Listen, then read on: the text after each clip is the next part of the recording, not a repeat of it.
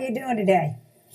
Good, Bay. Thanks for taking the time to talk with me. I'm delighted to talk about this book of yours, your new book, Killing Reagan. It's the fifth in the Killing series, I believe. Is that not the case? That's correct. And let me ask you, the others, Lincoln, Kennedy, Jesus, Patton, all died a violent death.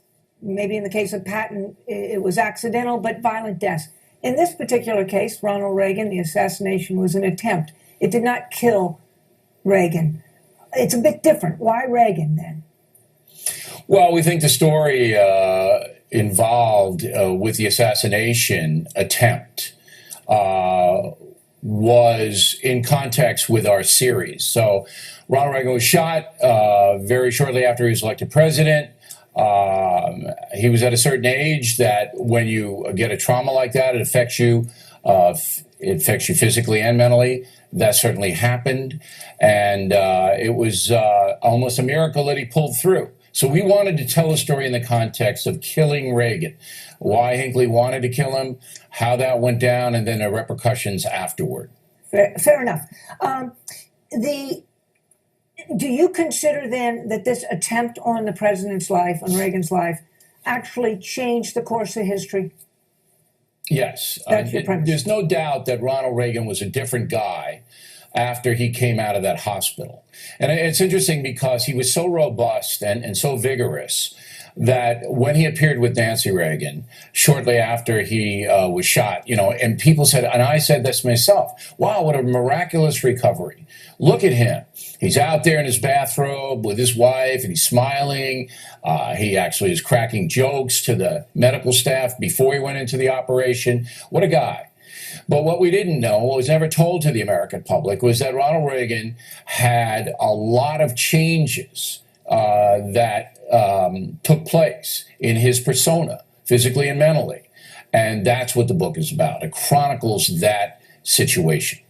Then if indeed it has affected him, would you say then adversely to history, that Reagan could have done more, that he was less capable after the assassination because of the physical and emotional and mental changes in him? Is that what you're suggesting? Everyone who worked with Ronald Reagan in the White House after he recovered said he had his good days and his bad days. No one said that about him when he was governor of California. So there was a change. And I believe that Reagan somehow, almost miraculously, lifted himself up by sheer will and overcame the physical destruction that was wreaked upon his body. Now, not every day. There were some days when Reagan was so detached that he didn't even come down to work. He watched soap operas up in the private residence of the White House. Mm-hmm. So we chronicle all of that. But something within Reagan pulled it together and allowed him to have a very successful presidency in the top 10 of all presidents. That's interesting to point, because as you say, this assault on the president's life occurred within 6 weeks of his taking office. And, right. and he goes on to win another election, to do phenomenally in debates, with the exception of one, and to inspire a nation, to lift them up economically, to win the Cold War. What more could he have done, do you think? I mean, where did this assault change things for the worst? Or did it, in fact, empower him to do more? It's impossible for me to say that. All I can tell you is that you asked the question, where could he have done more? He delegated an awful lot of authority in the White House. Perhaps he could have done more stuff himself. Perhaps that if he had his full energy level, that he would have known about the Iran-Contra situation, which we believe he did not even know about. Mm-hmm. All right, that was taking place without his knowledge. But it's all speculation. What isn't speculation is that his own advisors at one point, after he was reelected, were saying we might have to remove him from office because he isn't concentrating. He's not able to grasp things. His own guys. Yeah, and that's the key part of the book. Yeah, that is. You point that out, and you say a study was done, and they observed him for a few days after they were concerned about this, and he passed with flying colors. There's no effort whatsoever to take it to the next step. was just a concern. He had, if you like in your words, may have had a bad day. Just a concern. You don't launch an investigation run by a guy named Cannon, okay, without a reason. So it wasn't just an investigation. They were worried. Baker and all the guys, Meese, they were worried about it. And they were loyal to him, by the way. They were loyal, and they were so relieved that when he came into the Oval Office on that day we described, and he was able to engage in all of the issues, they felt a sigh of relief. They didn't have to go to the Vice President, George Bush, and invoke the Constitution. But believe me, there was concern at the highest level, and this was not undertaken lightly. Well, you know, I was with the president for about 9 years in different capacities. And in the campaign of 80, which of course is just before, the year before this assassination attempt on his life, it was very clear during the primary especially that Mrs. Reagan made it clear, and all the political people agreed, that he should only go out for 4 days a week and then be down for 3 days. And it was reason. We had Monday through Thursday. And the reason is he's an older candidate, number one. You don't want him to be looking old, being tired, not a good thing. Sure. And this seems to me to be very much the same thing. He did tire easily. He was almost 70 years old. I'm not there yet, but I'm telling you, these things happen. So to suggest that all of a sudden there's an attempt on his life, he comes out, he has a couple days where he takes naps in the afternoon, something we all knew about. He used to joke about it himself. How can you then jump to the conclusion that he had these terrific 8 years following this assault, and you're suggesting that he was harmed mentally, physically, in a way that would bring to cause him doing things differently than he would have otherwise? You just made my case for me. I did? You just made my case for me. Yeah. You said that before the shooting, he needed rest, that he was an older man, that he had to look vibrant, that you had to give him time off. That was before he was shot. Correct. And then he's shot. He almost dies. He's on the operating table, and they don't know whether he's going to pull through. The trauma is so intense. Are you going to tell me that didn't affect him adversely from that moment forward? When he was already being paced? We were already pacing him? We were pacing him for good reason. We're pacing him for good reason, but sure, it affects all of us. And a trauma like that, okay, can only exacerbate, all right, the condition that was in play before. But I believe that Reagan was a very strong man. A lesser man would have died on the operating table, because he was very strong. We go through his regiment, his horseback riding, his ranch, that he was a very physical guy, and that he embraced, as Teddy Roosevelt said, the vigorous life. And that's what really pulled him through. And that he fought against the trauma that was inflicted upon him by Hinckley.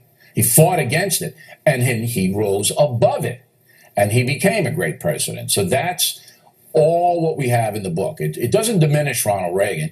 It enhances his legacy, in my opinion. You think, huh? Okay, let's go to a few points in the book. Let's go right to the book. As you say, he was a great president. He was beloved. He wasn't just somebody who did good things. The American people just loved him. And there's a reason for that. It's not just his accomplishments. It's just half of it, I would say, or a portion of it, but also because of the person he was. One of those qualities that he had was he's a good and decent man. It came across. A kind man. And yet, Bill, there's many, many opportunities that you have taken to talk about affairs in his life, some 70 years ago, some one-night stands, women talking about different things that would suggest intimacy with the former president, well, the president, when he was after the divorce with Jane Wyman. I understand, if I'm reading a Kitty Kelly book, why all of this is in there with great detail. It seems to me, if you felt it was necessary for us to know that he had this kind of a wild side for those 3-4 years, all you needed to do is say just that. There's a playboy. Why go into all these details? What is the purpose of talking about all these women, many of which there's no way we know what really happened? Okay. Number one, we don't go into great detail.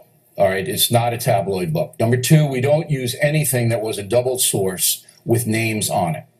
Okay? We took out a whole bunch of stuff that we found out, but we couldn't really nail it down, and the people wouldn't put their names on it, so we did not use it.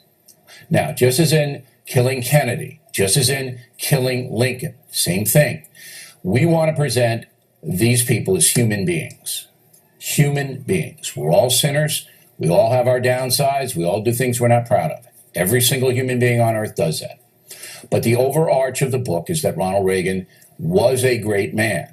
And this was the essence of his greatness, and we spell it out. But for me to ignore that, what he did, and he did it, there's nothing in the book that isn't true, all right?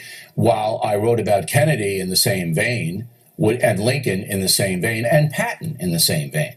And George Patton had an affair with this girl while he was on the battlefront, okay? So we're not in the business of deifying anyone. And I understand why people might not like that, and they don't have to read the book. But when you read Killing Reagan, you will get a picture of Ronald Reagan as he truly was, with the good and the bad.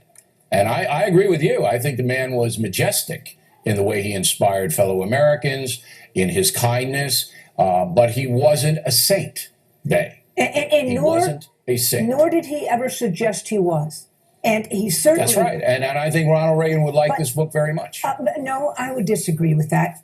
Because there's so much that what you say, it's he said, she said, affairs, no, it's one not, night Bay. stand. One night stand. Absolutely. Bill, that is fallacious. Okay, do you have fallacious. evidence of one night stands? Okay, do you have evidence that he said, all she of the said? things that we write about are footnoted in the book, as you know if you've read it. They're all footnoted. With names. Yes, they're footnoted, Bay. Did you not read the book? Oh, yes, I've read the book. They're footnoted on the page, and they're footnoted in the back of the book as well. All sourced, all footnoted. No blind sources, no anonymous stuff.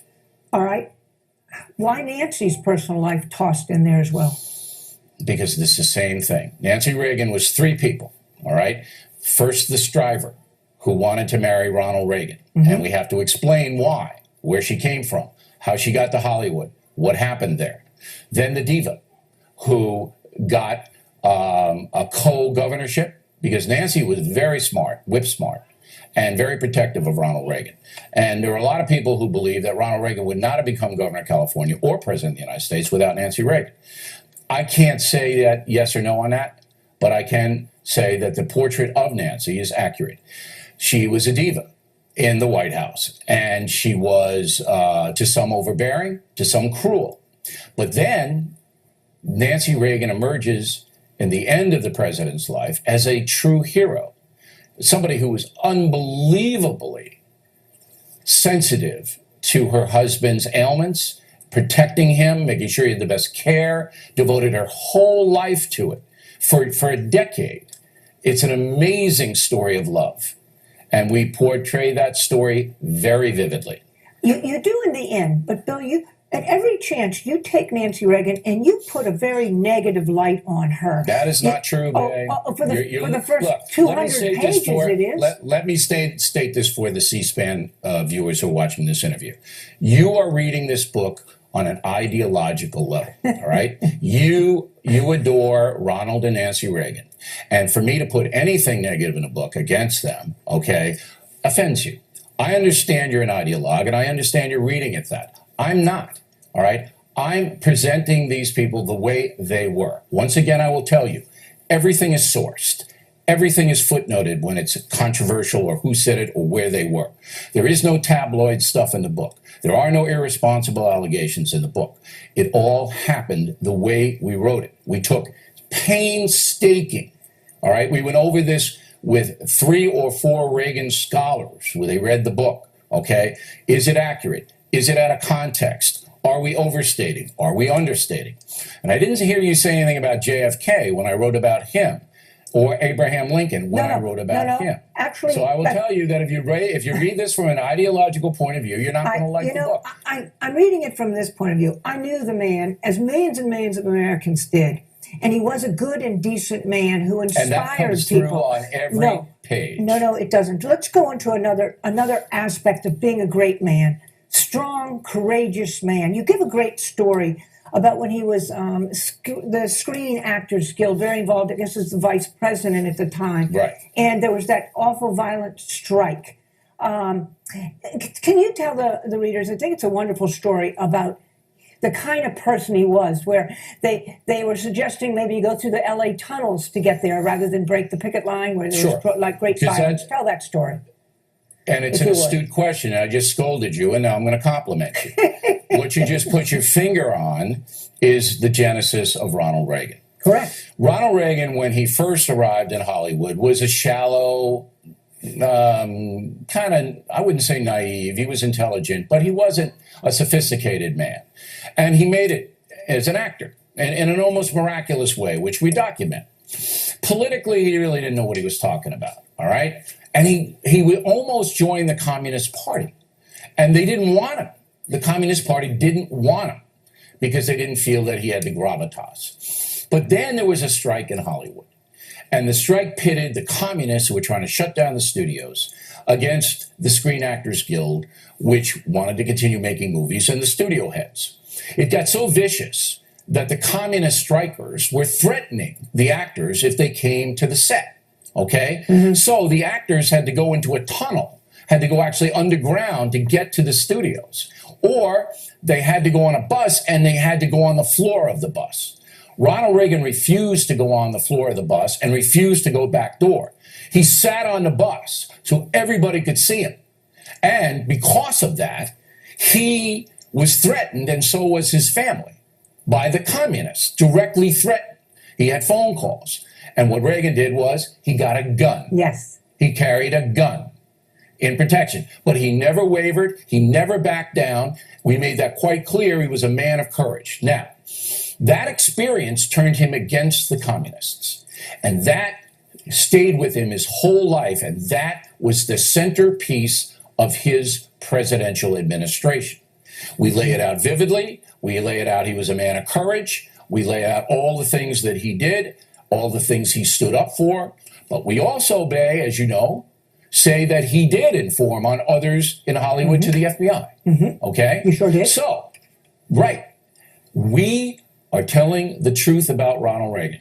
And that's why this book, I think, if you're really interested in the man, is well worth reading. Well, I don't ask you to agree with everything. I know you don't, and I didn't expect we presented a balanced picture, as we did with Lincoln, Kennedy, Patton, and Jesus. Well, there was, he was just a good guy. He was a particularly good guy, you might say. All right, okay, so I agree. And then you went on and told about his sit-down meeting with the leader of the strike, Herb Sorrell, and how that man used to try to intimidate, and Reagan came to that meeting and was nothing, and no intimidation whatsoever, just an absolute showdown. And Gene Kelly, the famous Gene Kelly, Singing in the Rain, was at the meeting, all right? And through his prism, we write about it. No, Reagan never backed down.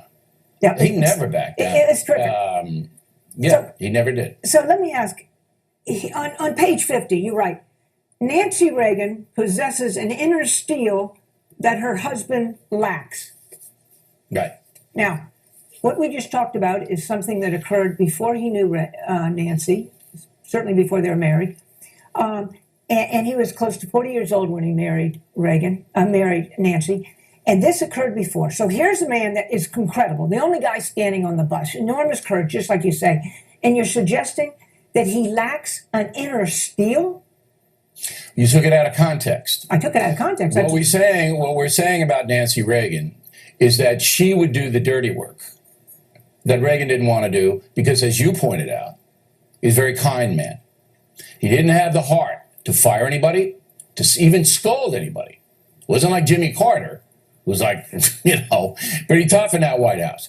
Reagan wasn't like that, okay? So while he was a man of courage, and while he stood up for his convictions and wasn't afraid of people who wanted to hurt him, he didn't have the heart to yell at anybody, or fire anybody, or to tell them that they weren't doing the job. That's what Nancy Reagan brought, and she did it. And that's the steel we were talking about. Okay, all right. However, let me just go back to that point. Through the book, as you read it, this was the first note that I took concerning that. You have Nancy is almost the individual who is running the show. He's almost the puppet and she the puppeteer. I mean, she's constantly referring to her as the one that it becomes dominant in their personality, that he got to. At one point saying Nancy has more influence over him than his aides, those that are No doubt in the White about House. that. Well, She had the last word. well, this is where the clarification needs to take place here. She had the last word on his personal life, on his social life. She never interfered with policy. You know what? I think you're correct on that. Nancy was in lockstep with Ronald Reagan on policy. We didn't find any disagreements that they had politically. So Reagan was anti-communist, Nancy was anti-communist. Reagan was pro-capitalist, pro-private marketplace, smaller government, so was Nancy. So we didn't see any tension there. What Nancy Reagan did after the assassination attempt was she took off all of the stuff that she felt Ronald Reagan, her husband, shouldn't have to deal with. And it was a lot. Nobody got in to see him without Nancy saying yes. All right? That's big. That is power. And we chronicle that. But I think you're correct. Whereas Nancy Reagan and Ronald Reagan pretty much agreed on all policy. We never found, where she pulled him aside and said, maybe we do this or maybe that's not correct. They were pretty much one mind politically. All right, let's go on to another one. Let me ask you, because there's kind of a mixed message, I believe, for the reader in the book on his religion, on his depth of his religious beliefs. You've mentioned at times that he didn't go to church, for instance, and say that does not make an issue out of his belief in God, is another quote. But at the same time, you do mention that there's a spirituality there. In your words, what message are you trying to relay to the reader? Is this a deeply religious man, in your opinion? I think he was a spiritual man, and certainly he used his belief in God to define his public policy. I'm going to give you exclusive, Bay. You ready for an exclusive? Yeah, I sure am. Okay. I have a handwritten letter by Ronald Reagan that he wrote to an abortion rights person in 1980 that says that he opposes abortion because it is his belief that God created all human life and that it is sacrosanct. So that he formed his position on abortion, which he changed, by the way, on his spiritual belief system. I have it in his own hand. He wrote it in his own hand. Okay. Organized religion never really attracted Ronald Reagan. He's Protestant, all right? His ancestors were Catholic from Ireland, but he never really embraced it very much. However, I do believe that he believed that this country was founded, all right, to have a special place in the world, and that came from God. And that drove that shining light on the hill, all right, concept that he endorsed. So he was a spiritual man, not enamored of organized religion. Let me give you something that I learned along the way. I interviewed his pastor when he he was in Pasadena. This man was his pastor. And I talked to him about that. I was thinking of writing a book myself, so I did this interview. And he said that the reason he did not attend church was that when he went into the church for the Sunday services, that everybody would turn and look at him and there'd be a little bit of an excitement. And he said he thought it was so unfair to disrupt the kind of spirit that was there by his arriving. Certainly that was true when he had Secret Service attending the services with him, and that he preferred having the minister come to his house. Likewise, in the White House, often would have a service there. Excuse me. Does this not suggest that maybe indeed that he was a religious person in all aspects, in the sense that he did appreciate the services, the scriptures, and those things Maybe. that would... But you know who else says that he doesn't go to church because it's disruptive?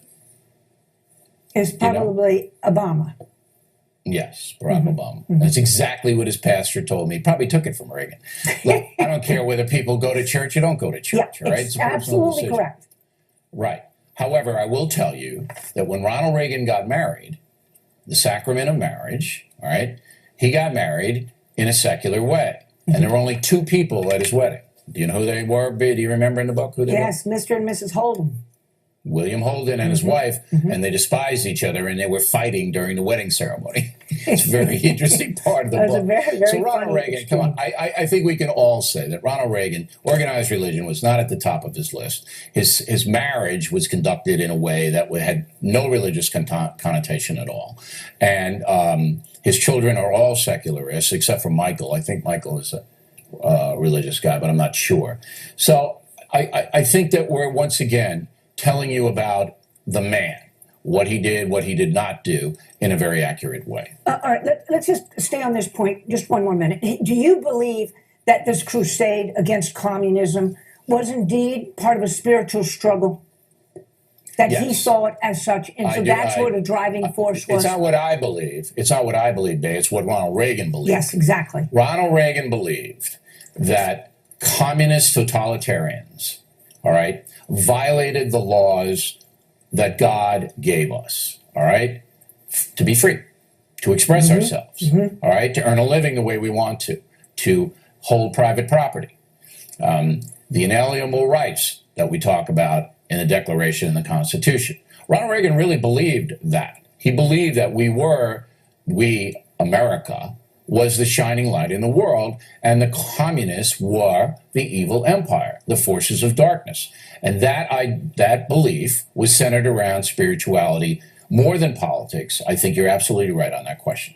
All right, let's go on to, if indeed he has this strong spiritual basis, grounded in a faith, a very strong faith, and yet on page 76, you indicate, 76, you say, of course, no man is perfect, and Reagan still possesses idiosyncrasies that must be kept quiet, such as his trust in astrologers. Both he and Nancy used stargazers in order to divine the future. I see a terrific contradiction here, Bill. Here's a man deeply religious. Please, that's your opportunity. I can explain right it. Here. You want me to explain it? Please do. Okay. Ronald Reagan couldn't care less about the astrologer. Yes. All right. Nancy loved the astrologer. Yes. So to make Nancy happy, keep her happy, he went along with it. How many husbands do that? All right. I agree entirely, but that's not what you say here. He couldn't care. No, we absolutely say that. We absolutely say that Reagan didn't. It was Nancy driving this train. It wasn't Reagan making these appointments or these phone calls. It was Nancy. Okay, Look, Bill. Bay, wait, Bay. Nancy Reagan was so involved with astrology and the stars that the inaugural ceremony, when Reagan won the governorship in California, was held when? When It was held held? at midnight. At midnight. Yes. Why? Why? Because that's when the stars No. were aligned. I You understood think it. Ronnie wanted to be in No, there? You think he wanted to be there? Come on. Give All me a right. break. Okay. Well, Bill, I would have no trouble if you had mentioned this as Nancy, and here he is, the good husband. We just did, listening. babe. No. Let me read this We again. lay Here it it is. out for you. Such page as after page after here. page. Here's the words. Obvious. Such as his trust in astrologers. The word is his, not her. That is where I have an issue. All right. Look. So you you want to be that recognize picky your and that mistake. nitpicky about it. He went Nitpicky. along with Nancy. Just like Nancy went along with him on the political realm, he went along with Nancy on the star realm. But in my opinion, he couldn't care less about the stars. They kept him up late at night. He wanted to be in the sack. He would have been ready to have the inauguration at 2 p.m. All right. I agree with that. I wish you had written that for the reader. That's all. All right. Okay. Let's go on to another issue. Again, at least twice, and suggested many other times, you have said Ronald Reagan was not a great intellect, having struggled to maintain a C average in college. Another time, Right. Observers don't think Ronald Reagan has a first-rate intellect. But in that same paragraph, you say he often hides his knowledge. So what is it, Bill? Do you consider Ronald Reagan to be another excellent question by Bay Buchanan, everybody. Here's what it is. Reagan was not a philosopher. He was not a proactive thinker in the sense that he was introspective, okay? But he had a brilliant talent for absorbing information, cutting out the BS, and being able to communicate the pith of the information to the folks, which is why he was successful politically. But could Reagan, was he a great thinker like Jefferson or Lincoln? No. Was he able to define problems that were adversely affecting the USA? Yes. So it was a different kind of intellect that he had. He wasn't that book smart, but he was a good reader. And he did absolutely absorb the information given to him up until the time of the shooting. And then after the shooting, he had a little more trouble with that. But some days he was brilliant. Other days he was not. So that was one of the lynch points of the book that we wanted to make. All right. After the shooting, with respect to this difficulty that he was having, after the shooting, he went on to inspire a nation, to turn it around to this economic powerhouse. Right. This is after the shooting. He went on to win a landslide re-election, to clobber his opponents in debates, and he was on his game, Bill, constantly. Went on but you know about what happened in Reykjavik. I mean, what another brilliant moment of Sure. great courage. And yet He was very, very good in big moments, like the Brandenburg Gate and all of that. But wait a minute on the debates here. You know who was responsible for turning that debate situation against Mondale. Your boss, that was quite convenient. Tell me. Roger Ailes is who you claim. That's I right. do not agree there. My boss. Your boss. then You're giving him Ailes throne saw- all over it here, Bill. Ailes saw that Reagan was failing, that Reagan was not up to it. And Ailes went in there and kicked his butt. Not physically, but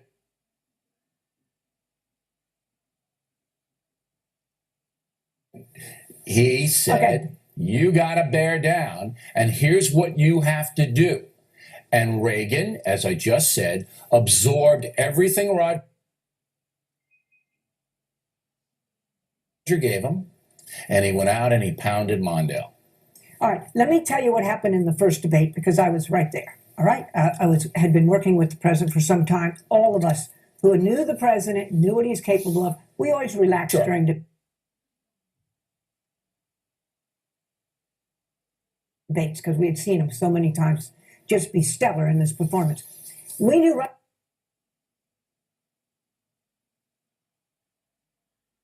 away. The Jimmy Bakers and all had been there, and the David Stockwins, and they had pumped him full of information. Facts, figures. They said, look, you're older now, people are worried. We need to show that how smart you are. Be a policy wonk. And he was no policy wonk, and he threw out the facts and figures, and his personality didn't come through, and he lost the debate. The second time isn't they that brought what I him, write, Bay? No, you don't. You Isn't said, that what we write? No, Bill, this is what the you're problem. telling me is exactly what we wrote in the book. No, it's not. What you suggest in the book is that he wasn't up to his game, that he didn't have the information, that he was having a bad day, if you like, and it showed that he had mental If you read the concerns Bay, I here. have to respectfully disagree. If you read the part about Roger Ailes, he says exactly what you said. He says he came in. He said you were overwhelming the man with all of these facts and figures. He was becoming befuddled. You had to strip away, get to the heart of the matter, talk emotional. All of that is written in the book, Bay. It's all there. You use this, Bill, as one of the examples of showing the president faltering, that this kind of Alzheimer's situation was kind of moving in here. This is a clear case. He didn't have the just not capacity case. he did not have the capacity. He was not comfortable. Let's use that. That's a good word. He was not comfortable, all right, with absorbing a tremendous amount of information and spitting it back. That wasn't his strong suit. It was never his strong suit. Before the assassination, well, wait a minute. Before the assassination attempt, he could have done that a lot better than after. That's what we put And that's forth. where I suggest to you, Bill, that this is who Ronald Reagan was. He never was a policy wonk, not because he couldn't be, but because then it wasn't who he was. Whether he was governor of California, he was ahead of the Screen Actors Guild. Okay, yeah. He had to develop contracts and all of this other stuff for these people. He had to be a detail man. Then he was actually the secretary before he was president. Come on, yes, this guy. Exactly my point. He was affected by the shooting. You are making my point now. He was completely capable of always doing that, but that's not how he won debates. But not after he was shot. Yes, he was. Not after he was shot. Well, that's it. You and I disagree. Yeah, we disagree. So we should move on. You're absolutely right. Let's go on. And let's talk about this.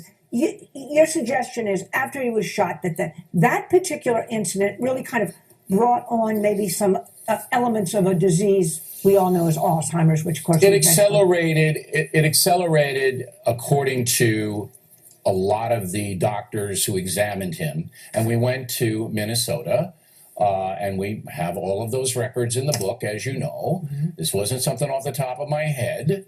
This was based on medical exams of President Reagan. It accelerated this, as it would with any human being. You know, if you have a weakness in your physiology and you have a trauma, that weakness then is exacerbated by the trauma. And that's what happened. But the nobility of Reagan and the strength of Reagan is that I believe, now this is an opinion of mine, he slowed it down by sheer will. By sheer will, he slowed down what could have been a disastrous situation while he was president. He slowed it down because he had this passion to defeat communism, to infuse optimism in the USA. And he says, you know what, GD it, I'm not going to let this bring me down. I'm going to get through this. And he did. But right after he got out of the White House, Bay, you know what happened. Yes. So I think part of the Killing Reagan is the sheer will of Ronald Reagan and the courage that he had to overcome this tremendous trauma. And indeed, when it's clear that after, you point this out in your book, Bill, that after the shooting, quite quickly, he says, I'm turning myself over to God. He told me personally that he was on borrowed time and that this was, he had a calling, in essence, to do something while he was here, while he could use this time wisely. And if that's the case, then maybe indeed this attempt on his life actually emboldened him, made him stronger, recognizing this is borrowed time. I've got to use every minute wisely. Absolutely. He had to fight. He had to fight to maintain his physical and mental acuity. And he did. And that's why I'm so stunned that people wouldn't feel that this book, more than any other book written on Ronald Reagan, more than any of the other books, makes him a human being that has deficits but has tremendous courage. And that courage is on display, and we get into that so hard. And the same thing with Nancy. Yeah, Nancy was a diva. Yeah, Nancy did some bad things. But in the end, Nancy Reagan was a woman of courage and a woman who had an overwhelming love for her husband and sacrificed her whole life to make sure that his last years were comfortable. And I think that nobility really shines in this book. And the other stuff is true, but this is the most important part of it. And it's unfortunate. My son loves Reagan, inspired him. He's 30 years old. He read this book along with me, and he says, I think I prefer Jimmy Carter after reading the book. Because he felt that you put so much negative spin on every little thing. You kind of looked at it through the eyes of a cynic and said, well, this is that, and this is that, and the Alzheimer's. Here on page 215 now, 215, you refer to the New York Times as speaking about evidence of signs of Alzheimer's. And they go through the several different points here. You say that reported as early as 1980, that is penchant for contradictory statements, forgetting names, and general absent-mindedness were considered signs. Are you suggesting here that even before he became president, that there are signs of this terrible disease? I think that this disease was in him because of heredity. And as you know, it comes at different times in different people's lives, and it manifests itself differently. I don't remember names the way I used to. I mean, you know, I'm still doing, and that's all we were trying to make. We are not trying to make any medical diagnosis here. We are giving the reader the record. We are giving, but I'm just kind of distressed that your son took such a negative view, because it isn't a negative book on Ronald Reagan. It's a very positive book of a man who overcame a tremendous, tremendous trauma, all right, and did fabulous things for this country. And he's in the top 10 of all presidents, which I say. And, you know, we did the best we could do, but I, you know, to put him, to have your son say, well, I prefer Carter. I mean, Carter's a good man, but he was a terrible president. Yes, it broke my heart, to be honest. It broke my heart. I really feel that Reagan was a man that I think your deserved son should better, watch Bill. this He interview. deserves better. And, right. I think your son should watch this interview and then reread the book. And I think he might take away something different. Let's go to the, I don't know how much time we have here, but Hinckley, let's talk about, you do raise some interesting points about John Hinckley. Talk to us a little bit about what you think of that young man. There are so many places in this book where you said, well, if these 17 things could have happened, and only if all of them did would this have ended up the president being shot. It was astounding up to the last minute. Give us a little insight onto that. All right. Well, look, as with all killers, Hinckley had a psychosis and was mentally disturbed. Mm-hmm. But he did know right from wrong. And he was intent upon killing someone. Jimmy Carter tried to kill him in Nashville. We go through that. Couldn't get him. Ted Kennedy was on his list. All right. Thought about killing Ted Kennedy. But the opportunity presented itself to kill Reagan, so he did. Why? Because he was delusional and thought that this would make him famous, and Jodie Foster, the actress, would then somehow respond to him.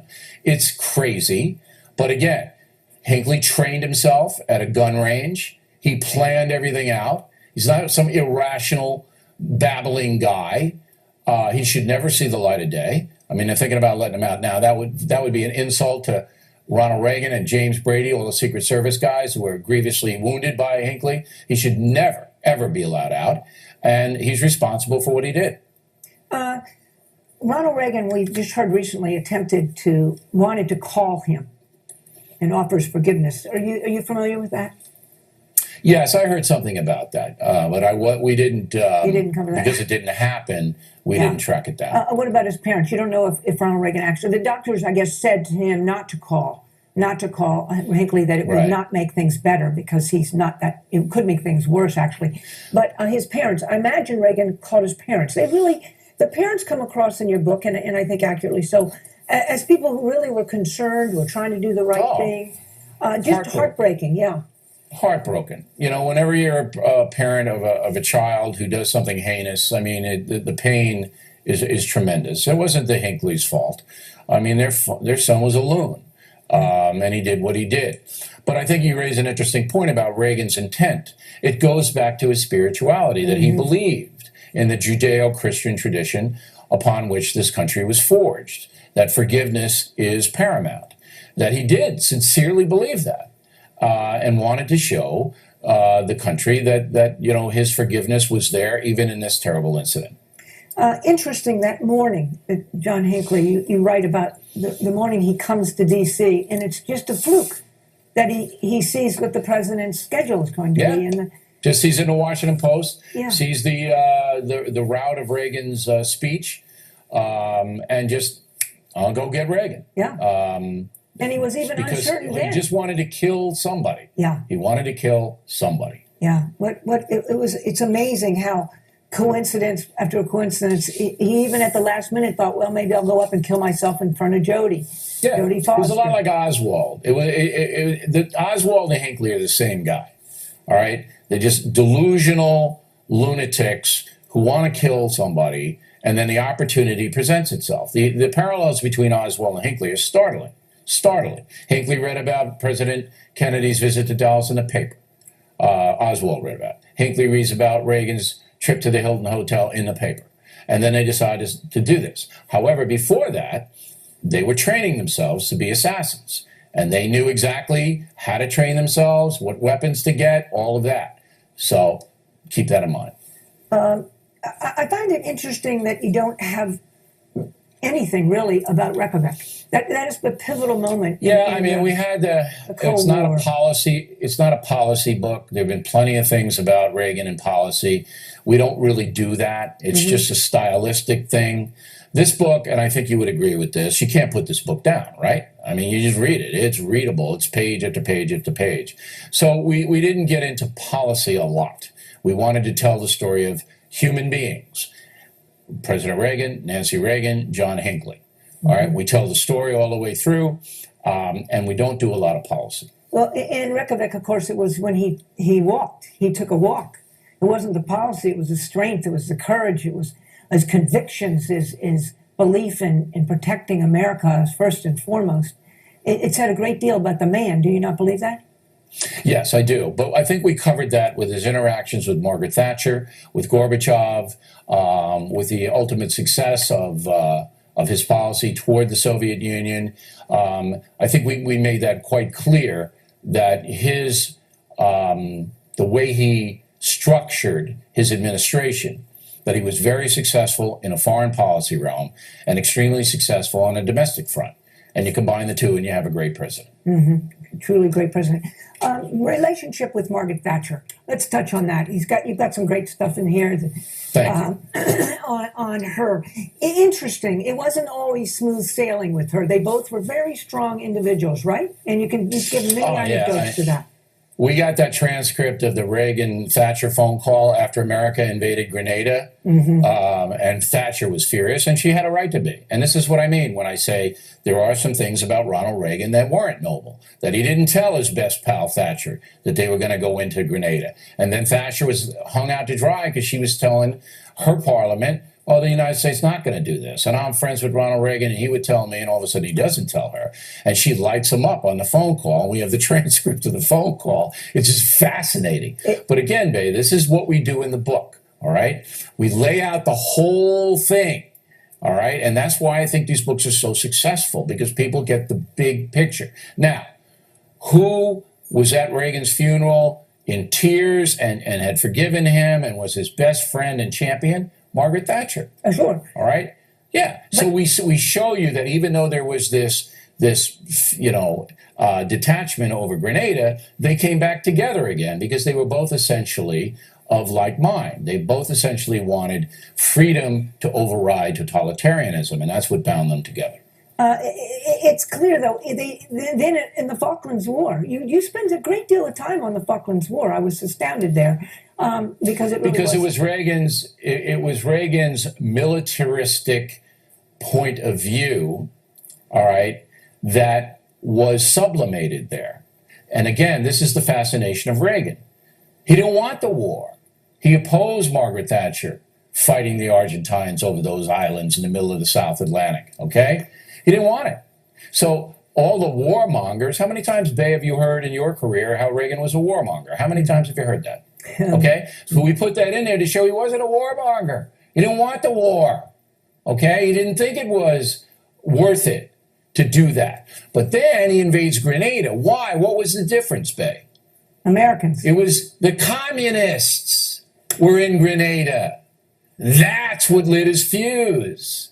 So the whole thing that we weave here, it gives you what Reagan really was. He wasn't a warmonger, and that's why I spent time on that Falklands deal. But again, that was something where he crossed purposes with his close friend Margaret Thatcher, which I think shows really two leaders very, very much in line and in respect of one another, but they did what was best for their own countries. Exactly. Absolutely. And if it meant offending someone, it meant offending somebody, but they had to make certain. And I think, isn't it clear that Reagan did not tell her because they didn't want anybody to know? They wanted it not to be possible to be. Yeah, but he could have done it. He could have told her. And she was such a good friend that, she would have kept his confidence. Why he didn't tell her, I don't know. But when you read the pages of the transcripts, Reagan's really sheepish. Yeah, He's not defending himself. He's going, well, Margaret, I'm really sorry, So it's a pretty good. But look, they were both the same person, Reagan and Thatcher. They were the same person. They were steel. They were, hey, we're going to get the bad guys and protect our nation. And that's what bound them together. And Margaret Thatcher was there, gave the eulogy at his funeral, at Yeah. Reagan's funeral. It was beautiful, beautiful. Beautiful. And you mentioned that, and of course he wrote a letter to her, his last act as president. Right. He wrote that a beautiful letter talking again about communism and how together they pulled this off. Humility. Did you find, as you've studied and knew Reagan when he was president, did you find a depth of humility there? It's hard to say. I mean, I think Ronald Reagan wasn't a guy who went in for self-aggrandizement. I mean, John Kennedy did. Lincoln didn't. Reagan didn't. But I don't know if you would describe him as Pope Francis. I think that he had a confidence that he was right. All right, that he had a certain swagger to him when he addressed the world and the nation. That, listen, I know what I'm doing the right thing. So, but he wasn't a braggadocio or anything like that. I think the finest quality of the man was his humility. I thought he had an enormous depth of humility. In a personal sense, so you have an advantage over me there. I did not know Ronald Reagan. I covered his inauguration, but I didn't know him. You did. Yeah. So that's an interesting insight. He had a plaque that I'm sure you've read about, or always at his desk, which basically said you can accomplish anything if you don't care who gets the credit, and he lived by that. Yeah, I agree with that. And I think that's probably one of the reasons he came across as such a great person, because he treated everybody. When you'd see him, you thought you were his cousin the way he treated you. You know, everybody was Sure. equal. A great aspect to the man, this kind of a human being, to be president of the United States, the humblest man I ever met in politics. That's not saying much, but he was truly humble. So that is an aspect of his person. So let me ask then, after he left office, and this again goes back to your thesis, you're taking the assumption that it was the attempt on his life that really sped up the signs of Alzheimer's. However, it's also true about people that are very much in high positions and demanding positions. When they leave those positions, if they don't keep very busy mentally and have some challenges, they will deteriorate mentally. Johnson is a perfect case. And true of Alzheimer's patients as well. So he leaves office, and he's still very vibrant. I mean, he goes to Mexico, and that's what Nancy thinks is the key part that really spurs on these kinds of symptoms of Alzheimer's, is that horseback, the fall from the horse, where he had the concussion, subsequent operation. Talk about that a little bit. Do you think that Nancy may have hit something here, that this is something she Yeah, would I be think familiar so. I mean, look, again, all those traumas accelerate whatever you have inside you in a hereditary kind of way. But again, it wasn't our intent to be medical people here. It was our intent to show what happened and to take it from a very historical point of view and to tell people who lived during the Reagan era, who both like him and don't like him. I want everybody to read the book, what he was really like, and to replace myth with fact. And I think we accomplished that on both sides. Wasn't a warmonger, okay? Wasn't a guy who didn't care about the folks. That's another charge leveled at Reagan. He didn't care about the poor people or the little people or the minorities. Absolutely not true. Absolutely not true. Where do you show that in the book, that he was this man? By his embrace of the free market system, and that he believed that if you allow American capitalism the freedom to prosper, that everyone will work who wants to work. And that's exactly what happened. Mm-hmm. All right? So we show that pretty vividly, that his two great successes were defeating the communist Soviet Union and reviving an economy that Jimmy Carter had destroyed. Both of those are superlative accomplishments, and we walk you through what it was. Reagan didn't want to do the economy just for him. He was interested in the folks, and he didn't like the fact that the folks were struggling to get jobs and had to wait on gas lines and all of this, and he cleaned it up. Yeah, and I think that he would say he didn't. I think he would say that he believed in the people, and it was for the people to step up. He inspired them to greatness. Well, maybe so. And he was an inspirational man, but his policies allowed the people to prosper. Absolutely. And that's what he said. We'll get off your backs, but you've got to do the work. And I think that is there you go. That is that's what made him great, though. That's where he was, a good and decent man who had enormous humility, deeply religious, who great courage of his convictions, and strong. And he went forward and accomplished great things. And I don't know that a case has been made that in any way the attempt on his life has caused a change in history, that has caused an eventual death of a president for a president to fail as a result. Well, I disagree with you entirely. And that's what's fun about reading Killing Reagan, is that you can have your view and I can have my view. But I'll submit this to you. If Reagan had not been shot by John Hinckley Jr., there would have not been any Oval Office meeting with his top advisors who loved him, considering removing him from the presidency. How do you know that? Never would have happened. How do you know that? Because I believe Ronald Reagan ran his governorship efficiently, and there was no problem with him on the job there, and that's 8 years. I believe he campaigned in a way that was very efficient, that he was very energetic, that he wasn't watching TV and soap operas, that he was very engaged, and that his first weeks in the presidency, he had a goal, he was going to accomplish the goal, and then he gets shot. And then it all changed. And that's what I believe. We documented pretty strongly throughout the book. But you're free. Feel free to have your opinion. I like your opinion. I'm not saying anything other than I'm glad you read the book. I'm glad we're having this conversation. And folks can read the book and decide for themselves. What new would you say the most significant aspect of Ronald Reagan will people who knew and loved him be able to take from this book? What's new? What's fresh? Everybody's going to take something different, just as your son did. Everybody's going to take something different. All right, just as they did with Jesus, just as they did with Patton and Lincoln and Kennedy. I got heat on all those books. I got heat on every one. All right, I didn't say in Killing Jesus, we didn't talk about his spirituality. We didn't talk about the resurrection. I got it from that side. Now I'm going to get it from, well, you didn't make him a saint. You didn't canonize Ronald Reagan. No, I didn't. That's not what I'm in business to do. I laid out the man in a fair, in a methodical way, in an entertaining way, and I hit on themes that I feel are important that people didn't know about. We got a lot of new stuff in that book. All right, it's really entertaining to read the stuff. And then you can put it together yourself. But I think we did a fair job, a balanced job. I'm proud of the book, and I think Ronald Reagan would like the book.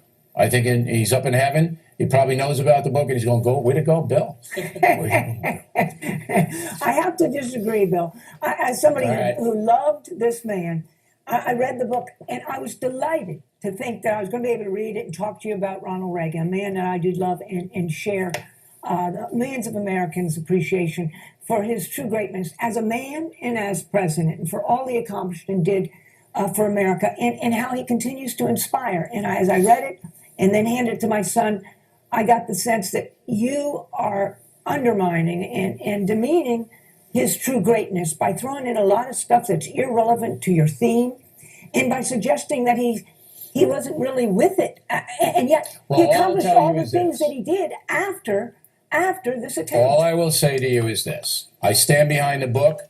I know that you're emotionally attached to Ronald Reagan's legacy. I am not. I am a historian who writes an honest book. It is an honest book. Nothing that we say will be challenged because we can back it all up. And the selection of what we have in the book, sure, that's debatable. But I didn't set out to write Saint Ronald Reagan. I set out to write, here's a great president. Here's what made him greater. Here's what he overcame that few human beings could ever overcome. An assassin's bullet that almost took his life. I think it's a compelling story, a dramatic story. I think we did a good job. And I'm really happy to talk to you about it. You did a very good interview. I'm delighted, and in own fairness, I've got to give the author the last word. Bill, it's been good to be with you. I appreciate the time, and I look forward to the next one. You're not going to tell us what it's called, but I know there's another killing coming up. It's going to be controversial, as all my stuff is, very controversial. And I want to hear from the folks who read the book. Email me or write me and tell me what you think. Thanks a lot, Bay. It's always a pleasure. Sure. Nice to talk to you, Bill. Bye-bye. Okay.